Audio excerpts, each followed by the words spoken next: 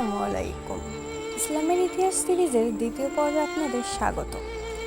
আজ আমরা জানব এমন এক নবীর কাহিনী, যিনি বছরের পর বছর মানুষকে এক আল্লাহর ইবাদতের আহ্বান জানিয়েছেন।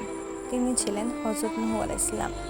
আদম আলাইহিস সালাম এর বহু প্রজন্ম পরে মানুষ ধীরে ধীরে আল্লাহর একত্ববাদ থেকে সরে যায়।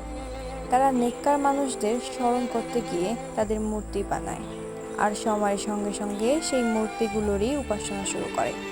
এই অবস্থায় আল্লাহ তাআলা নূহ আলাইহিস সালামকে তার জাতির কাছে নবী হিসেবে পাঠান। তিনি মানুষকে বলেন, তোমরা একমাত্র আল্লাহর ইবাদত করো, তাছাড়া তোমাদের কোনো সত্য উপাস্য নেই। কিন্তু অধিকাংশ মানুষ তার কথা মানল না। তারা তাকে উপহাস করল, অবিশ্বাস করল এবং নিজেদের কুফরির উপর অটল থাকলো। কুরআন থেকে জানা যায়, নূহ আলাইহিস সালাম দীর্ঘ সময় ধরে তার জাতিকে দাওয়াত দিয়েছিলেন। এরপর আল্লাহ তাআলা নূহ আলাইহিস সালামকে একটি নৌকা নির্মাণের নির্দেশ দেন। চারিদিকে তখন কোনো বন্যার লক্ষণ ছিল না, তবুও তিনি আল্লাহর নির্দেশ মেনে নৌকা বানাতে শুরু করলেন। তার জাতির লোকেরা তাকে নিয়ে হাসাহাসি করত।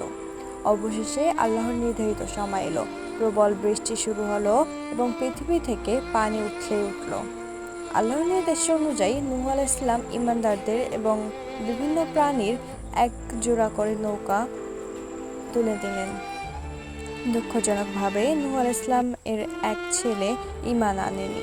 সে পাহাড়ের আশ্রয় নিলে বেঁচে যাবে বলে মনে করেছিল, কিন্তু আল্লাহর ফয়সালার সামনে কোনো পাহাড়ই তাকে রক্ষা করতে পারেনি। অবশেষে বন্যা শেষ হলো, আল্লাহর নির্দেশে পানি নেমে গেল এবং নৌকাটি একটি পাহাড়ে থামল। যারা ঈমান এনেছিল তারা রক্ষা পেল, আর যারা সত্যকে অস্বীকার করেছিল তারা ধ্বংস হয়ে গেল। এই ঘটনার শিক্ষা হলো, আল্লাহর আদেশের উপর পূর্ণ বিশ্বাস রাখতে হবে। সত্যের পথে থাকলে উপহাস সহ্য করতে হতে পারে। ঈমানি মানুষের প্রকৃত নিরাপত্তা। আল্লাহর শাস্তি ও রহমত উভয়ই সত্য। পরবর্তী পর্বে আমরা জানব হযরত ইব্রাহিম আলাইহিস সালাম এর জীবন, মূর্তি ভাঙার ঘটনা এবং আল্লাহর পথে তার অসাধারণ ত্যাগের কাহিনী।